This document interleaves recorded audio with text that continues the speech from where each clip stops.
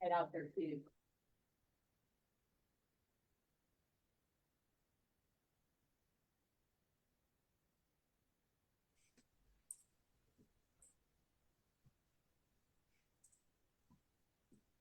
Oh, it's 2 o'clock.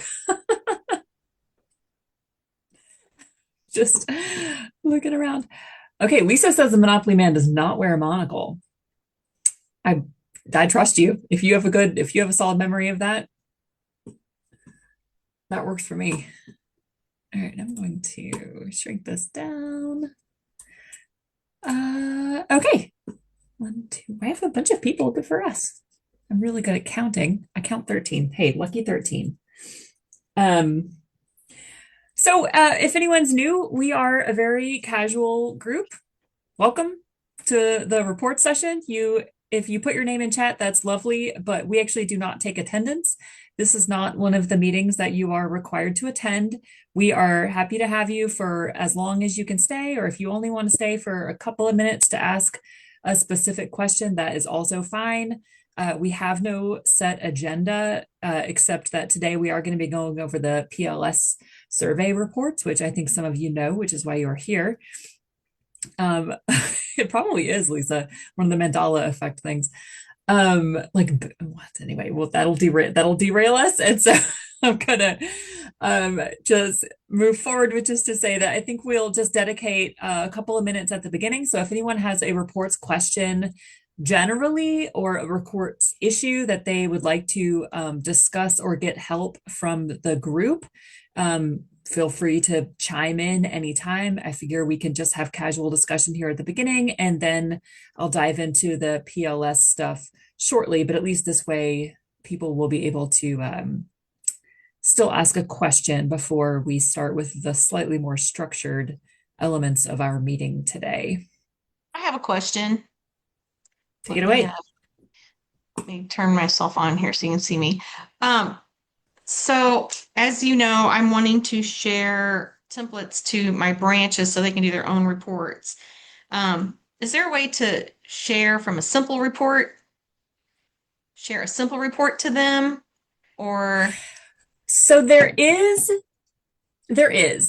But what you basically do is you don't share it, you basically give it to them. So if you create a simple report, you can then send that URL to your staff person.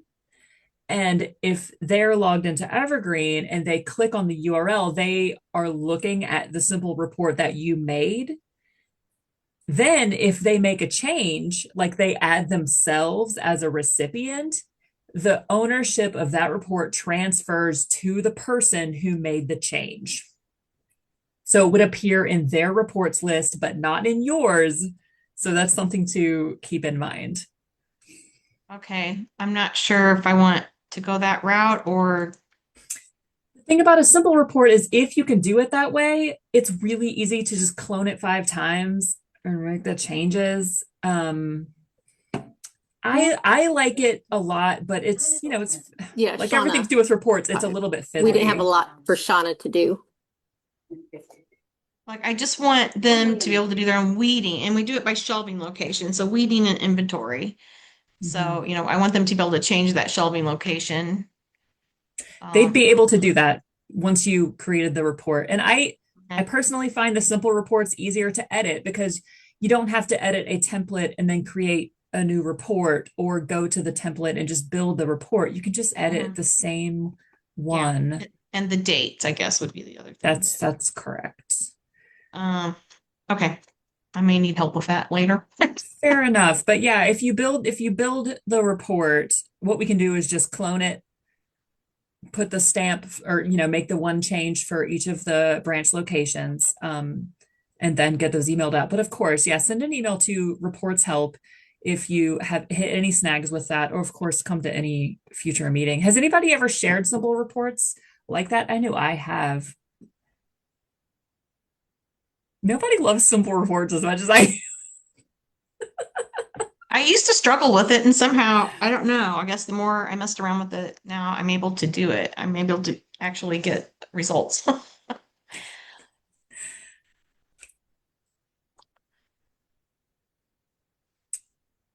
Does anyone else have any reports, questions, or quandaries?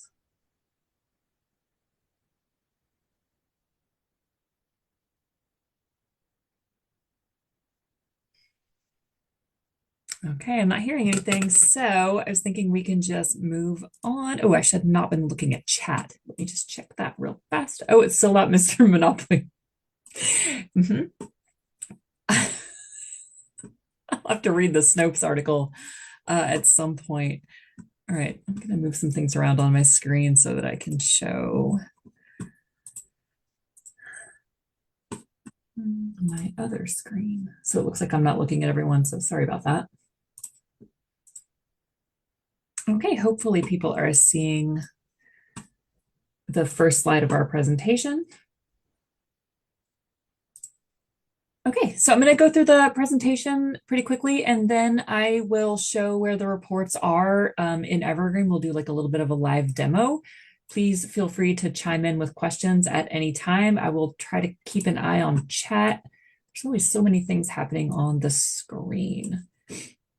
Okay, reports for the PLS as stress-free as possible. This is an inherited presentation that Tony put together for the group a couple of years ago. So we're just building on this legacy from him.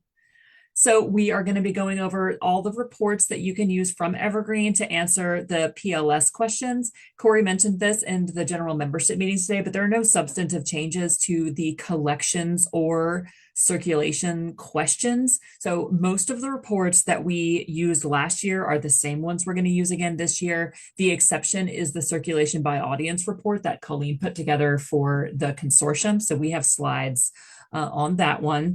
If you follow this link, I will be sending this presentation out to the reports list, but this link will contain the how to count electronic things and what's new, and also the definitions, which can be very helpful if you're filling out the PLS. Okay, so all the templates that we are going to look at in this presentation, they're all in the same place, and they're in the shared folders. The shared template folders are organized by username. So you'll look for username ME reports. And then if you click ME reports to expand it and look down alphabetically, you'll see a section called Public Library Survey. And every single report in this presentation is in this one folder location. So we have included template IDs in the presentation, but the truth is if you just go to the Public Library Survey folder, you can just clone most of those reports to whatever private folder you're going to be using to run your PLS reports from. So as I said, best practices is that you will clone the templates to your own private folders before you make reports. The problem with making a report from a template that you don't own is that you can't control what happens to the template, but then also the person who owns the template can't control it. And so if we find later that that template is not doing the best job at showing circulation or collection data, we're not able to discontinue it or to delete it because someone has made a report from it. So it makes it just a little bit more tedious for us to manage things from the top down. So it can mean that old and outdated reports are still in use when we would rather them not be in use. Plus, cloning your template to your own folder just means like fewer clones that we can see on the shared ME level. We do have a problem with clones in our searching. We have a whole presentation about how to clone. I was going to go over it today, but this report does have a few slides about cloning. So I figure I'll go through this, and then according to the will of the group, we can look specifically at cloning if people would like to do that. So if you don't have a folder that you want to use for your PLS information, you can make a new one by clicking in your report section where it says templates, and then there's a button that says add top level template folder, and then just give it a name that is meaningful to you. And then depending on your level of organizational desire, you can then make analogous folders for your reports and output. And if you make a new template folder called PLS 2026, When you then go to reports and say add a new reports folder, it inputs the PLS, that name for you. So Evergreen sort of does try to lead you into organizing your folders in this way so that you have a template folder with a name and then a matching report folder name and then a matching output folder name. So that may not be the way you want to organize. That is perfectly fine if you want to do it a different way, but Evergreen does sort of try to encourage you to do it this way. Oh, of course, this is everything that I said before I advanced the slide, but it helps you find things later on. And as long as the report folder names are meaningful to you, that is the most important thing. Okay, so to navigate, to use any of the reports, you'll navigate to the folder location that we showed, select it from the list, and then clone template. I'm glad Tony added these Muppet GIFs because it is the only bit of humor in my whole presentation. So I should probably be working on that. So after you right click clone template, you can use the actions menu too. It's the same thing.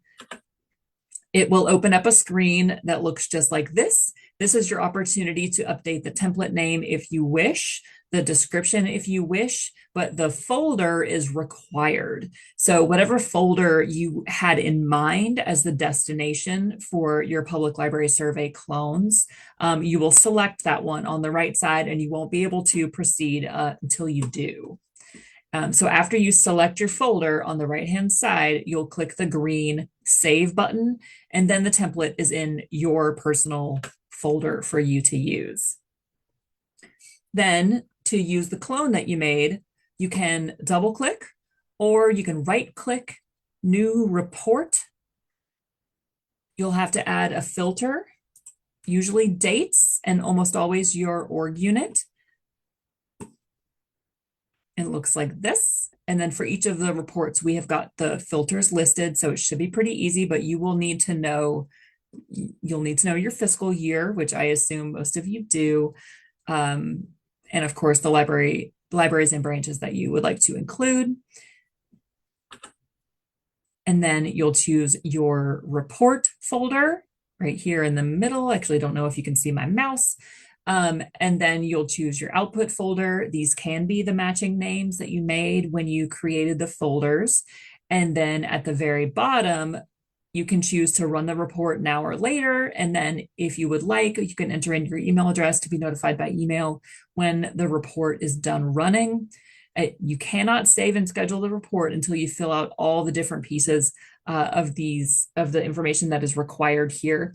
The default output is CSV and HTML. HTML gives you that little preview when you click the link from the email, or when you click HTML preview from your output folder.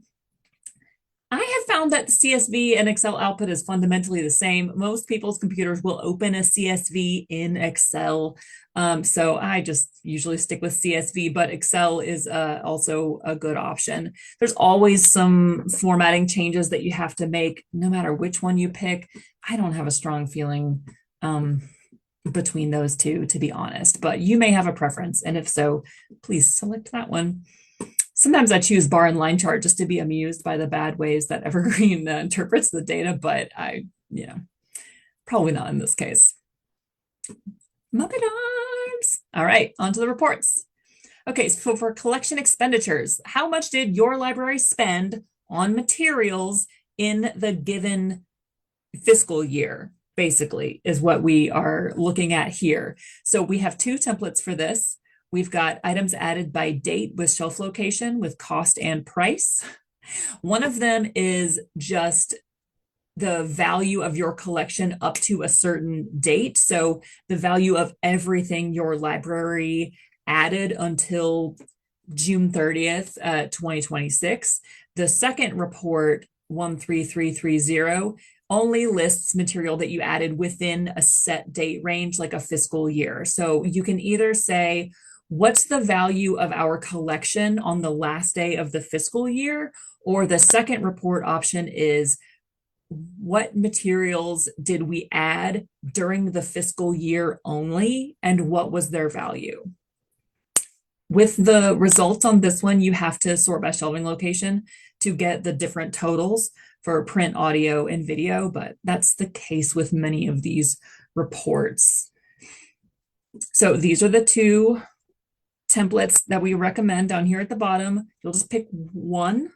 You probably will not need to run both, but you do you. The output will look something like this. And the most important bit, of course, is over here on the right. You'll see two columns. One says cost, one says price. If your library inputs a cost, that information will be there. Your library may not input a cost, and that's perfectly fine. So you may just be using price. That information is available on the right. If you use cost, it'll be filled in, and you can use that information instead. Whichever one you use probably depends on what you did last year, or how you enter in that information into your item records. And then if you want to sort by shelving location, you can see that that information is available in column E. Just having thought, maybe we should just pre-sort this by shelving location and update the template. We're thinking in real time here, people. Okay, update to sort by shelving location. Okay, maybe next year. However, this is one of the reports that you may find it easier to get this information from your vendor. That's a perfectly legit method. You may just be using whatever budget software your library uses to pay vendors. So keep in mind that this is not the only way that you can get this information. And people can interrupt anytime if you just get tired of hearing me talk, or if you actually have a question that is also legit. All right, library collection, physical materials. So this is a count. Oh, I heard a voice. Yeah, Heather, it's Colleen. Yeah. I'm going to interrupt for a second. When Sure. you go by your library expenditures on price, that is usually what the catalogers put in as suggested retail price. That is not what your library paid. It depends on the library. I think some libraries only use one and they just input something. But I think, I mean, that's probably true, but I don't know if most libraries add cost. So If I'd they be do curious add what, cost to it, then what it's giving them for the most part is suggested retail price, which is right. not what your library paid. So they may want to look at library expenditures versus through their financial.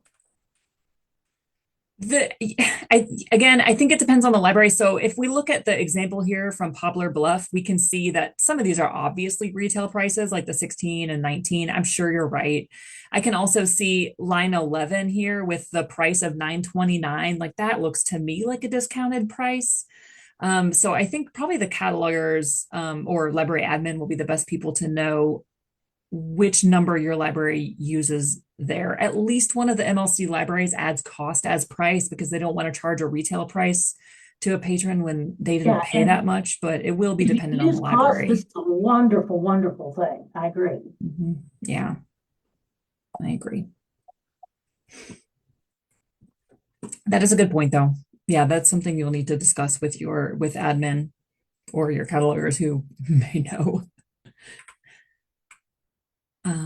Okay, the library collection physical materials.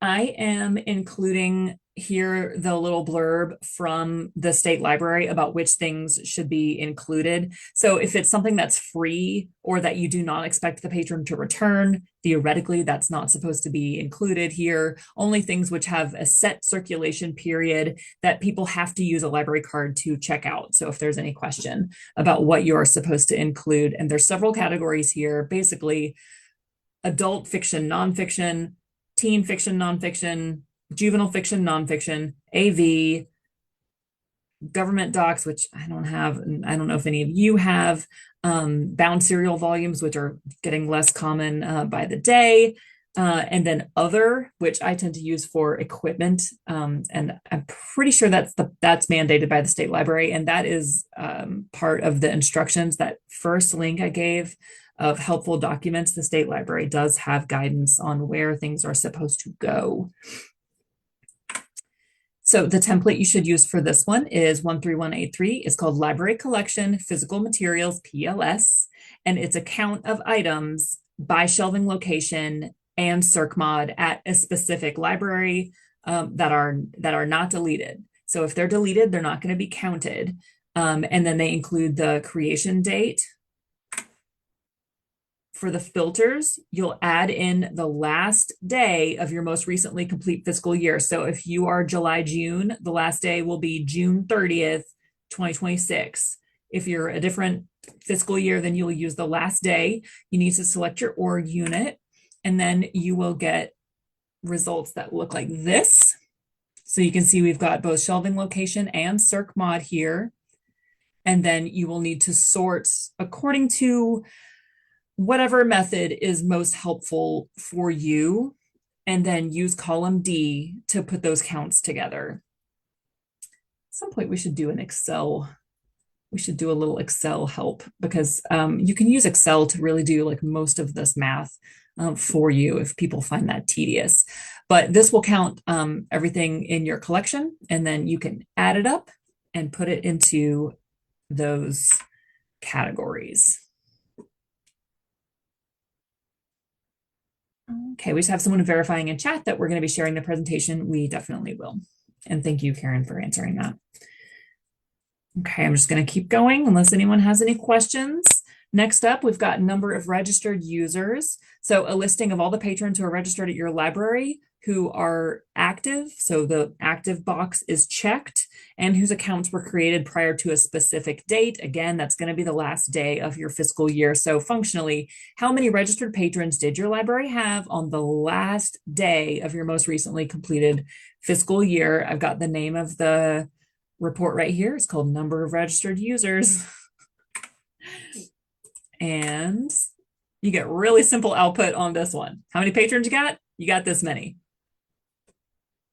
The filters on that one is really simple. I'm realizing that oh, I did add it. Good for me. Yeah, filters on that are basically the same as all the filters. And then you get your number of patrons here. You plug it in, and that question is all done. Circulation. Okay, this is new as of this year. And I think people know, since it has been kind of an exciting topic in our little reports world. So circulation by audience, we've got 4 categories for audience: adult, young adult, children's, and then other, which is again like equipment and things like that. The template ID is called Circ by consortium level group shelving location, which is a bit of a mouthful, but the group is just a group of shelving locations that have been tagged as adult, or the shelving location has been tagged as young adult. And by been tagged, I mean that Colleen tagged each and every one of them. So everyone's shelving locations have been sorted into one of these 4 groups. So what the report does is it counts all your circulations by the groups that the shelving locations have been tagged with. That sounds complicated, and the back end of it is complicated, but the report is very simple. You'll just choose, again, the last day of your fiscal year, add your org unit, and then you get 4 numbers to fill out the 4 different audiences. I feel a little bad reducing all of Colleen's hard work into this 2-minute spiel. But the goal of the report, of course, was to make the circulation report easy. I think this does do that. So if anyone has questions, feel free to ask them. But I see it looks like Colleen has something to say, and I would love to. I would love to hear. Spiel is perfect. That means I did what I was supposed to do. Yeah. Oh, you're getting some love in chat. Absolutely. It was a lot of hard work. I think people will really appreciate this. And I know Colleen had input from Corey at the State Library, and I'm sure he is also grateful for the work. So that's the new report that is in the template folder. It's the only new one. And then I do include the, oh, Macy's happy. That makes me happy. I do include the other report. Oh, you know what? I have a whole slide here about if you're not sure which audience your shelving locations are a part of, you can check by, if you have the appropriate permissions, you can check by going to local administration, the shelving location groups. It lists on the left side there. You'll see it says adult material, children material, teen material. Those are the groups. And then if you have clicked on the groups, you can see all the shelving locations, which have been included on the right side. They are alphabetical by library. Do not make changes on this page. Do not make changes. because Corey and some of them are not what has been included in other before. A lot of Mhm. you put your children's kits in children's. That's fine, but Corey and I was discussing, and those have all been moved to other. So we would like to keep it consistent across Missouri Evergreen. So if you see something that's totally in error, which there was over 5,000 little clicks I had to make, it's possible I made some errors. If you see something that's totally in error, please email me and I'll be happy to look at that. I just wanted to add my trauma from doing this before we had groups. I know our cataloger just recently did this, and I'm really excited about this. But I've kept the numbers. I've literally wrote all the numbers down for like the specific shelving locations, our library of things, and I keep it to remind myself of my hard work that I've done. So I am very excited, Heather. I am glad that you have that trophy as a badge of a thing that you never have to do again. Again, I'll keep it. I'll keep it to remind myself. So, Yeah, don't anyways, put them okay, on. that's Yeah, it. I have this image of you with those on the wall behind you, and it looks like vaguely like you're a police detective on the trail of a serial killer. You just have It's a like red that thread meme going from between. It's Always Sunny, Oh, where he's yeah. like,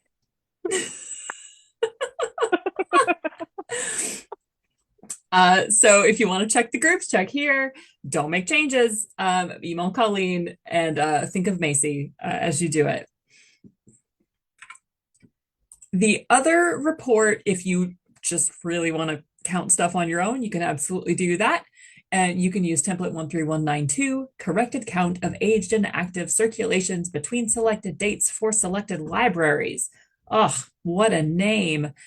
This is the same report that we have used in previous years. So you'll see this still in the template folder. You don't have to use it, but it's there if you feel like it. All right, interlibrary loan services. We've got two questions here that Evergreen can help answer. We've got loaned to and received from. These are simple counts of all the materials that your library loaned to other libraries and which you received from other libraries.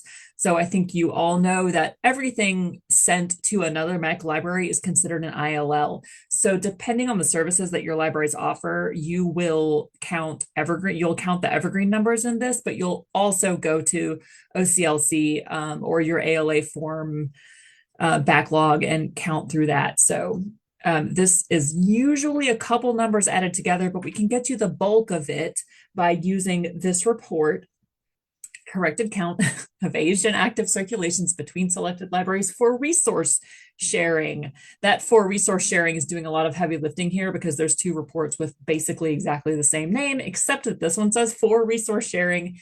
That is the fundamental difference. This one can feel tricky because you're going to run the report twice. You run it once to say, show me everything my library owns that's circulated elsewhere. Then you will run the report again to say, show me everything that MEC libraries own that's circulated at my library. So that's materials you loaned to other people, and that's materials that other people loaned to you. So those are the two numbers that you'll get here. This one you will run twice.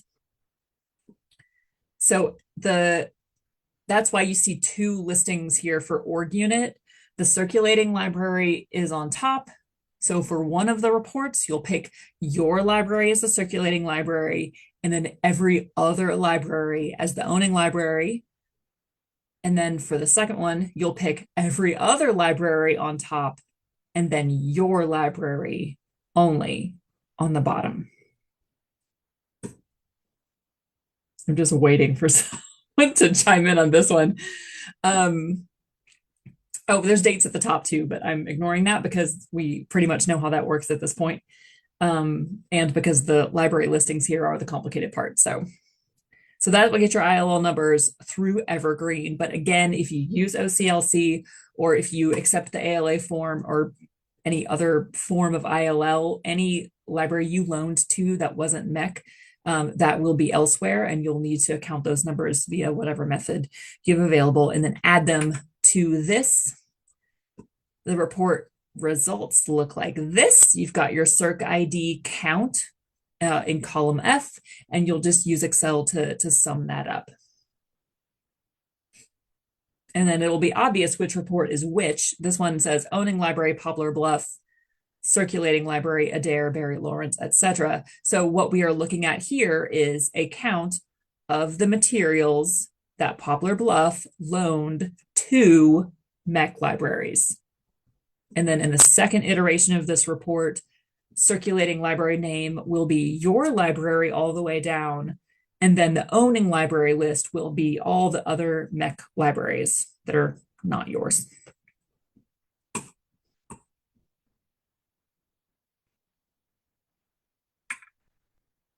Oh, here we go. now I'm just pointing you to other stuff. OCLC admin, you can pull lending data from there. Electronic numbers, you're going to use Hoopla, Canopy, Overdrive to pull those. They are simply not available in Evergreen since we don't include electronic records in Evergreen. Yeah, we can't pull those for you, but I can probably point you in the right direction. Now we have a couple of other Overdrive Smarty Pantses here. Like I'm staring at Karen, even though she can't tell because I'm staring at my screen. So if you have trouble finding the Overdrive numbers, we can probably help you find them, even though we can't, officially help on those things. And if you have questions about the PLS itself, Corey is, of course, so helpful and knowledgeable, and you can contact them with the information here. And then these 3 links here are the exact same documents that I linked to on slide 2 because they are infinitely helpful and you probably need them. So if you have questions, now is the time. And then I think we got one more GIF, which, hey. All right, I'm going to stop my sharing. So if anyone has questions, we can go over those now. Would anyone find it helpful to go over the how to clone, like specifically going over the how to clone? Krista wants me to go through it all again. Krista, you can catch it on the YouTube in approximately 5 business days. On the tubes, on the YouTubes.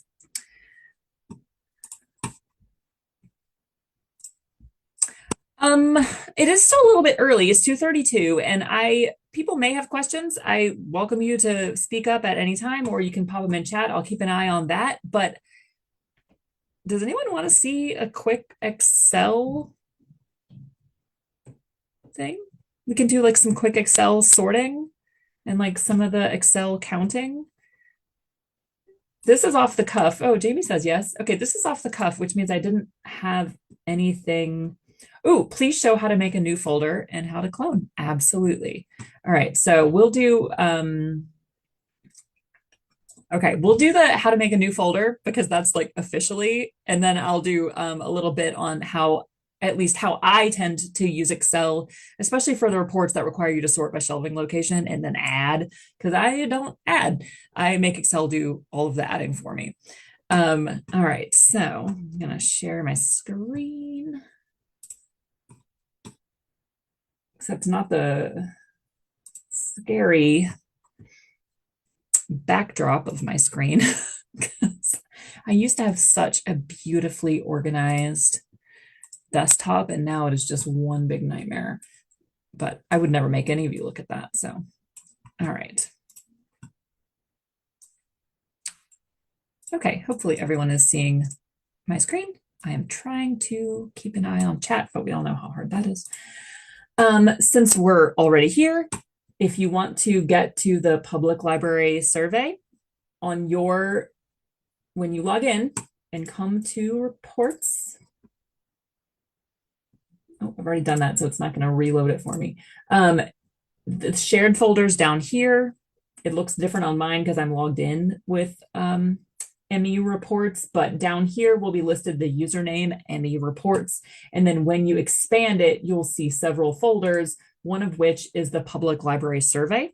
These are the reports that are included in the presentation that we just went over. And hopefully the names are pretty self-evident.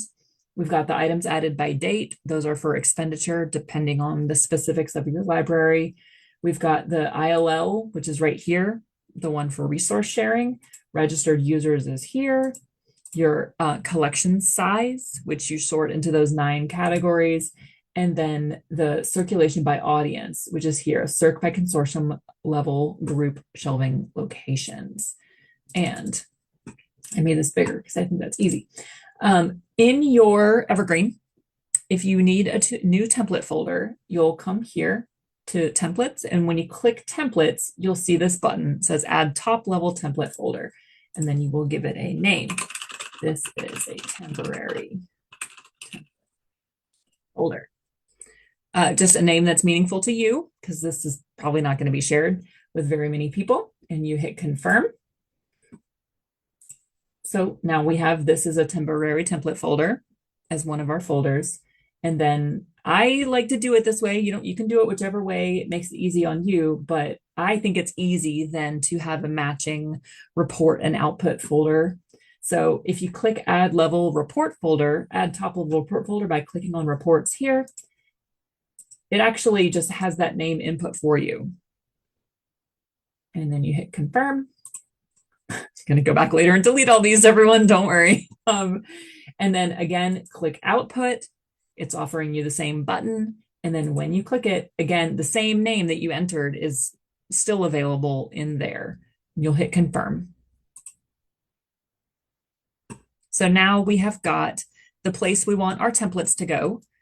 We have the place where the reports are going to live, and then we have the place where the output is going to live. So we would navigate to the PLS Public Library Survey folder under Shared Templates. We'll click on it. And then to clone these reports, clone these templates to your own folder, you'll select them. I think you can do multiple. Let's say, can't. Oh, if we can't, you have to do them one at a time. Find Evergreen. Start at the top, right click, clone template.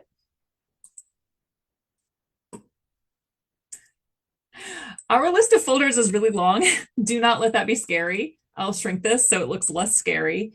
Then locate the folder that you have in mind. If you want to make any changes to the template name and description, you can do that here. We do our best with the names and descriptions. In general, I wouldn't recommend messing with any of the display fields or filters at this point, since we're trying to give the same report to everyone. But once you choose your folder on the right side, you'll click the green save button. You'll get a green toast here at the bottom, template saved successfully. And then that clone is available to you in your template folder. So once you have cloned the templates here to make a report, you'll come here, you can select the checkbox, and then you can right click new report, you can actions new report, or you can just double click. So now we're making a report from this template. We do not mess with these IDs because those are the 4 groups, but we'll add our library here. Let's see, I'm going to choose a small library. I'm thinking Valley Park because they're smallish. We're entering then the dates of our fiscal year. You can use the date picker if you prefer.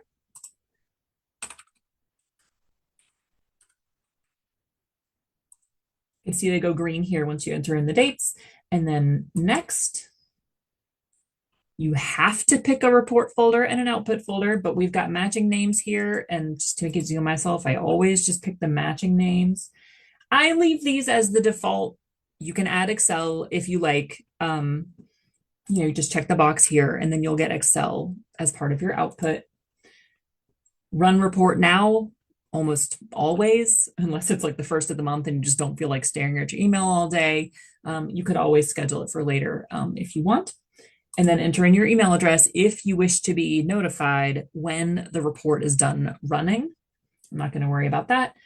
I'm just going to click save and schedule. I get a green toast at the bottom, report saved successfully. And now that report is running, depending on how many other reports are running at the exact same moment. I will say the most common error, in my experience, the most common red toast error is duplicate name. So if you have run PLS reports for your library in the past, you may get errors when you try to clone the reports over. I don't think there have been any changes. So if you have clones from last year, you're good to use them. You will need to clone the circulation by audience report because that one is brand new. So you'll need to add that to your folder. And then if you get an error when you are running your report, I'll show you what it looks like. This doesn't matter because it's going to error out. Sure. How about last week and today? And then you can see the red toast down here. Error saving, report error, duplicate name. Just come up here and to your name, just add in 2026 or whatever you want. You can just, you can just go across the keyboard if you want, but 2026 gives you something meaningful to look at. So I think that's helpful. Depending on how many libraries you are responsible for, like if you're running it branch by branch, then you might add in the name of your branch up here in the report name. So I'm adding Brentwood BR, save and schedule, because then, so you'll notice I didn't put in an email address for those. I get way too many emails and I don't mind waiting for the output to just appear. So you can always check to see if your reports are running by coming to outputs. This is the output folder that we selected for those. We can tell that those have not yet run, but that they are in the process of running or waiting to run because they're up here in this pending section. Once the report is complete, it'll appear down here in the bottom section, and it will contain links to the HTML preview and a link to download the CSV or Excel, whichever you chose for your report. And you can, if you lose the email that was sent to you later on, or you forgot to put your email address in, you can always access the output by coming to the output folder and looking there until you delete the report. If you delete the report, you lose your output. That's very important. You'll have to redo it. All right, how are we feeling? Thoughts? I see pensive expressions. That seems good. And then let's see, I'm gonna unshare for a second because I need to find a spreadsheet that I can use to organize. Okay, let's see, how about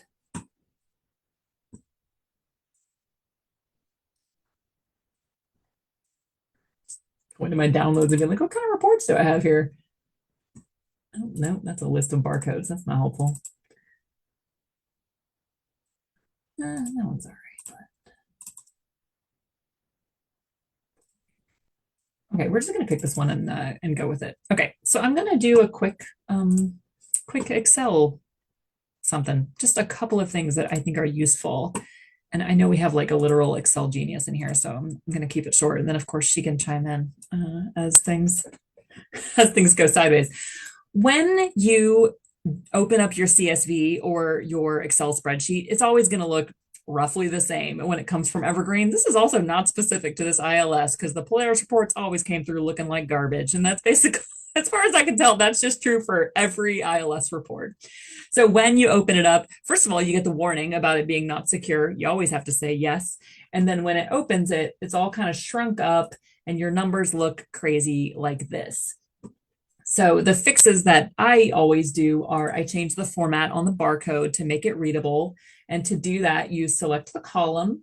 And then up here where it says number, instead of general, I come down to number. And then I get rid of the extra decimal points.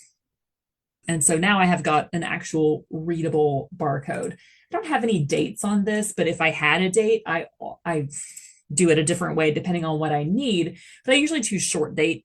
So instead of a date and like a timestamp down to the millisecond, you can just make it say like August 5th, 2026. So something just to make it easy on yourself. That's called short date. And you can choose it here. But if you want to know, for example, like what day of the week that was, you can also choose that by going to more number formats and then down to date. This is every single way that Excel can express that date information for you. So you can use Evergreen to do some of that work. Like you can have the date expressed as a month, or you can use Evergreen to express the date as a day of the week. But as long as you have the date listed as part of your report, you can make Excel do the same thing. So if you find Evergreen reports challenging and you're a little bit more comfortable with Excel, you can feel free to tinker with Excel to make the data look the way that you would like. One of the things that I think that I basically never do, I don't really sort reports via Evergreen. You can do that. There are options in Evergreen for you to say, in the resulting report, I would like it to be sorted by shelving location and then by call number. I don't tend to do that because I'm just pretty fast at doing it in Excel. So if you are more comfortable with doing it in Evergreen, then by all means, do it that way. But another thing I always do is I always expand all the information. So if you select all your columns and then double click, see how like the little cursor moves to be like a cross with a little black bar. I'm gonna make this bigger. Actually, it doesn't make my mouse bigger, so I'm sorry about that. It kind of changes to a cross with a little black bar. And if you double click, then it expands all of the columns. So you don't have to like click and drag each of the columns until they are the correct size. Title, of course, always ends up being a billion miles long. So I kind of shrink that one. And now I have got some sort of unsorted information here about StatCat entry and circ. And I would like to sort it by the entry so that I can count those up. And so I am going to click the little square that's in between the A and the 1. That selects everything on the report.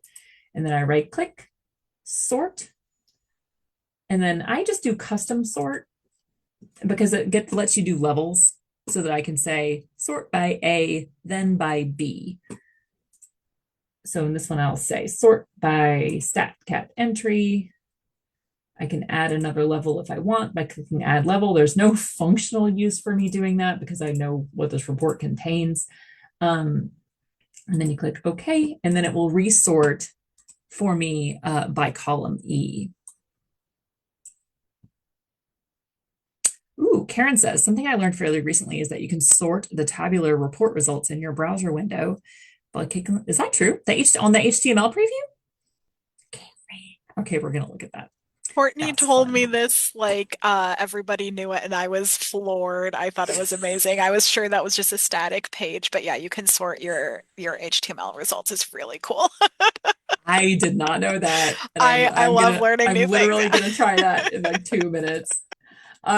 So now I have got these, now it's sorted by the StatCat entry. So I can easily see, here's what 2025 looked like. It looked like this. And then depending on how fancy you want to get, this is what I do for collections. And it's because I got 9 libraries to go through and to count everything in their collections. For collections, I add a column that is called like, I don't know, collection code. Let's call it something like that.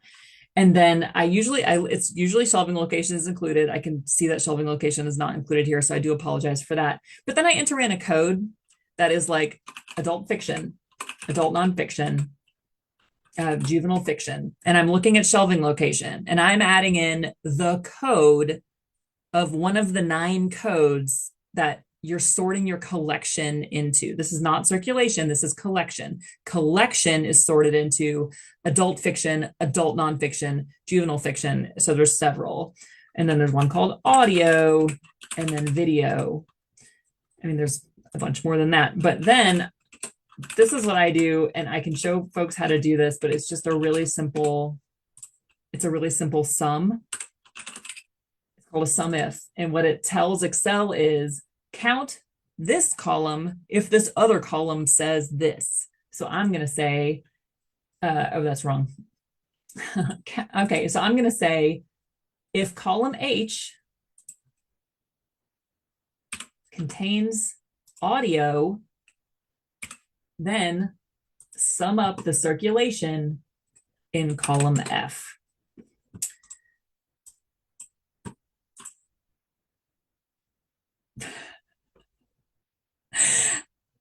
I can send people these, but it's called sum if.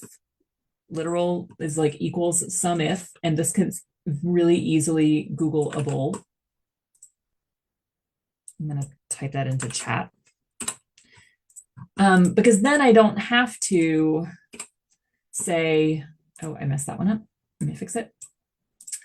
Then I don't have to say, okay, this one is adult fiction and this one is adult fiction, and like click all the way down and just hope that I counted them all.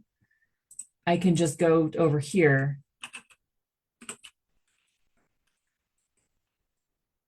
and it's adding them up for me as I go.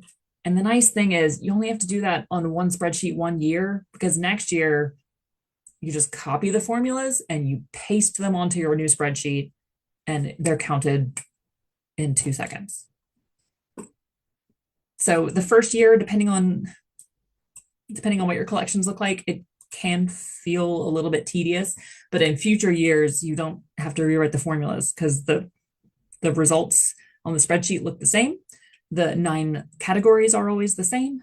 So you just copy your sum ifs and you paste them onto your new spreadsheet, and then you've got your number. And then of course you would always want to make sure that the counts matched up.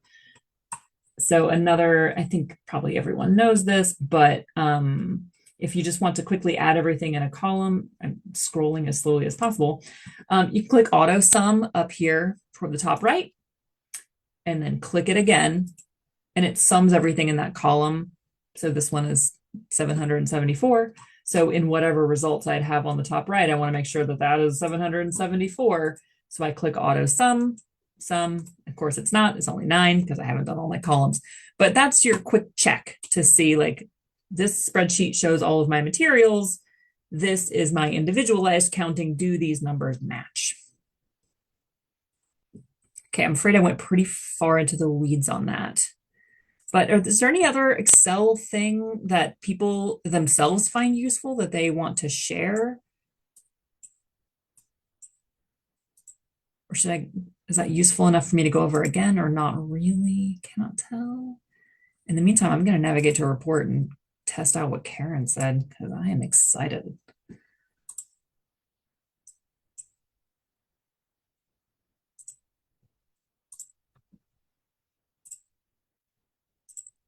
Oh my God. Heather, we're still looking at your Excel sheet. I know. Just in case. I wanted to. Oh no, everyone's seeing the scary background. Don't look at it. Don't look at it.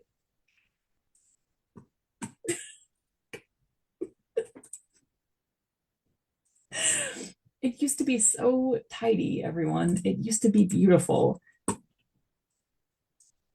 Oh, Lisa doesn't judge me. That's nice. Thank you. Thank you. Okay, so here's a couple of complete reports I ran. We're going to test out. I'm not going to test it because I know what she said is true, but I'm going to show everyone. I could hear your joy, and we weren't seeing. I'm so excited. It sort. So we, oh gosh, I can't believe I never realized that. So this is the HTML output that we see if you select HTML output on the output for your reports. I did not know that you could sort this, but if you click on the header columns, it resorts. Oh my God. Oh, it even does reverse alpha. That's fun. Oh, I love this. I'm so excited. Oh, we're always learning. I don't know what I'm looking at here. What am I looking at? Oh, circ bills, of course. Ooh, let's see if those Things ran, they did. Okay, so I'm still in outputs. I've gone to this is a temporary template folder to look at the outputs for the shelving locations that I ran. And I can just click on HTML. I can tell it's going to take me out to a new link because of that little icon right there. If instead you would like to download the CSV, you just click that button and it downloads for you. But this is the output of the beautiful new Colleen report, as it shall henceforth be known. And then these 4 numbers go into your PLS to cover all your circulation. Okay, I did manage to talk for an hour. Really didn't think that was going to be. Ooh, Tony uses pivot tables. Speaking of fancy, like not just your outfit is fancy, your Excel spreadsheeting is also a step above. Get this man a monocle.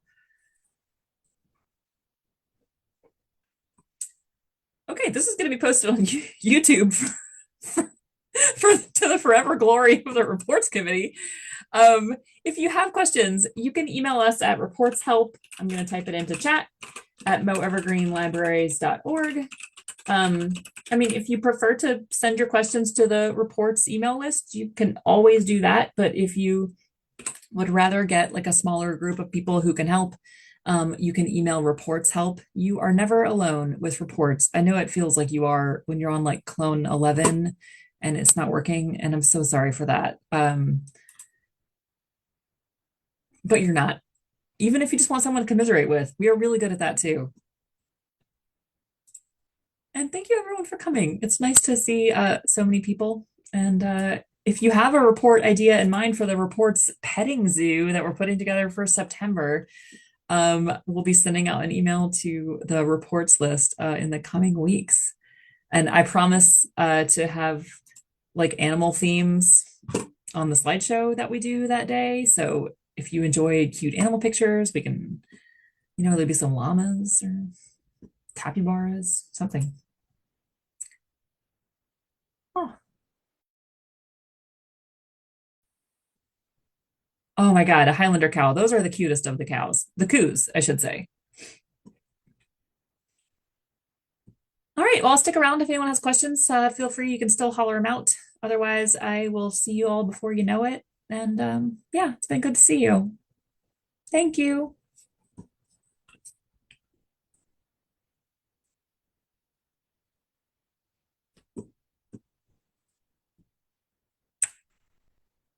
Tony, are you glad? Oh, Tony's gone. It's just you and me. All right. Bye, Krista.